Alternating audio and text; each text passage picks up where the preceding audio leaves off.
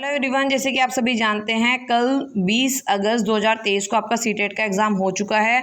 तो मैं आपकी पेपर फर्स्ट में चाइल्ड डेवलपमेंट पेडागोजी की आंसर की लेकर आई हूँ। मैं सारे सब्जेक्ट्स की आपके आंसर की पार्ट्स में करके डालूंगी। ठीक है, अभी जो आंसर की है वो है चाइल्ड डेवलपमेंट पेडागोजी पेपर 1 की।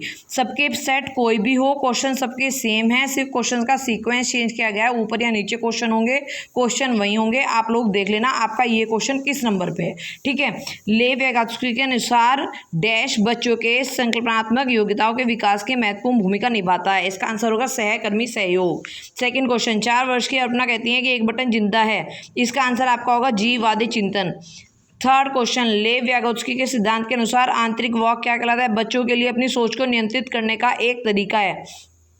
हार्वर्ड गार्डनर के अनुसार एक दर्शन शास्त्री के पास, इसका आंसर आपका होगा फोर्थ पार्ट, अंतर्व्यक्ति और दिक् स्थान। नेक्स्ट क्वेश्चन पे जाते हैं, निम्नलिखित में से कौन सा विफलता के लिए आंतरिक आरोपण एक उदाहरण है? मैं परीक्षा में फेल हो गया क्योंकि मैंने पर्याप्त पढ़ाई नहीं की। नेक्स्ट क्वेश्चन, निम्नलिखित में से कौन सा एक ऐसे प्रश्न का उदाहरण है जिसमें विद्यार्थी को अपनी सोच पर विचार करने की आवश्यकता होती है? इसका पार्ट होगा आपका 1, कक्षा की शुरुआत में क्रियाओं के उपयोग के बारे में आपकी समझ कैसे बदलती है। नेक्स्ट क्वेश्चन नंबर 7, जिसमें आपका निम्नलिखित कथनों को पढ़िए। अभिकथन और रीजन दिया गया है। अभिकथन बहुत कम उम्र में दुनिया भर में अधिकांश संस्कृतियों में लड़कियां गुड़ियों को खिलौने के रूप में चुनती हैं। इसमें बताया गया है, इसका सही आंसर आपका होगा ए और आर दोनों सही हैं। आर ए की सही व्याख्या है। नेक्स्ट चलिए, नेक्स्ट क्वेश्चन नंबर 8, निम्नलिखित कथनों को पढ़िए। इसमें भी अभिकथन और कारण दिया गया है। अभिकथन पढ़ लीजिए कौन सा है। शिक्षकों और साथियों जैसे अधिक जानकार अन्य लोगों के साथ बातचीत शिक्षार्थियों को उनकी समझ और कौशल विकसित करने में मदद करने के लिए आवश्यक समर्थन एवं मार्गदर्शन प्रदान करते हैं। इसका होगा ए और आर दोनों सही हैं। आर ए की सही व्याख्या है।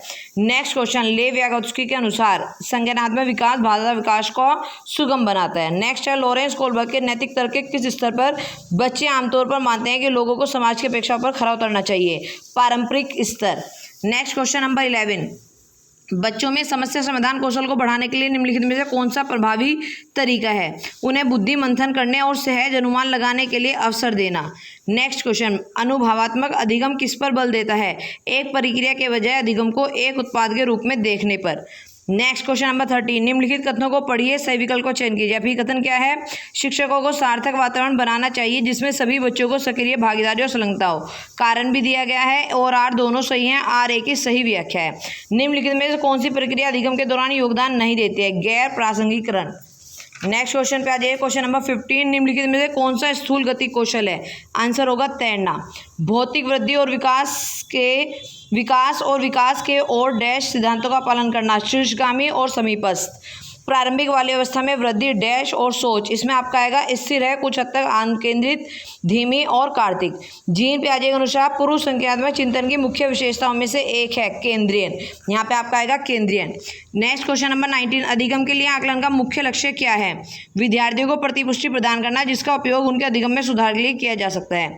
किस आयु में बच्चों के शब्दों के खेल में शामिल हो सकते हैं? ऐसे चुटकुले पहेलियां पसंद करते हैं। आंसर आएगा 3 वर्ष। नेक्स्ट है, केरल गिलिगन ने कोलबर्ग के नैतिक विकास के सिद्धांत की आलोचना की। आंसर होगा नारीवादी दृष्टिकोण से। शैशवावस्था में समाजीकरण की डैश संस्थाएं प्रमुख रूप से महत्वपूर्ण है। प्रमुख वाली अवस्था में समाजीकरण की डैश संस्थाएं भी महत्वपूर्ण है, प्राथमिक और माध्यमिक। इसका आंसर आपका आएगा प्राथमिक और माध्यमिक। डिस्ग्राफिया एक तंत्रिका के विकार है जिसकी विशेषताएं अक्षरों और आकारों को बनाने में कठिनाई होती है। प्रतिभावान बच्चों को शिक्षित करने का उपागम जो उन्हें असामान्य रूप से तीव्र गति से पाठ्य चर्चा के माध्यम से आगे बढ़ाता है, क्या कहलाएगा? त्वरण।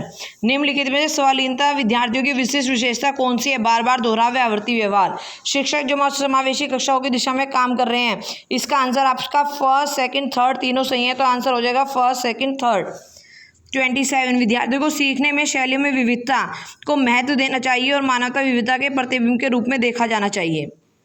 क्वेश्चन नंबर 28, निम्नलिखित कथनों को पढ़िए। अभिकथन और कारण दिए गए। अभिकथन क्या है? शिक्षार्थियों के बीच समालोचनात्मक चिंतन को सुगम बनाने के लिए शिक्षकों को उन्हें विविध परिस्थितियों और विभिन्न दृष्टिकोणों से अवगत कराना चाहिए। कारण भी दिया गया है। ए और आर दोनों ही सही हैं और आर ए की सही व्याख्या है। ऑप्शन हो जाएगा आपका आर ए की सही व्याख्या और दोनों सही हैं।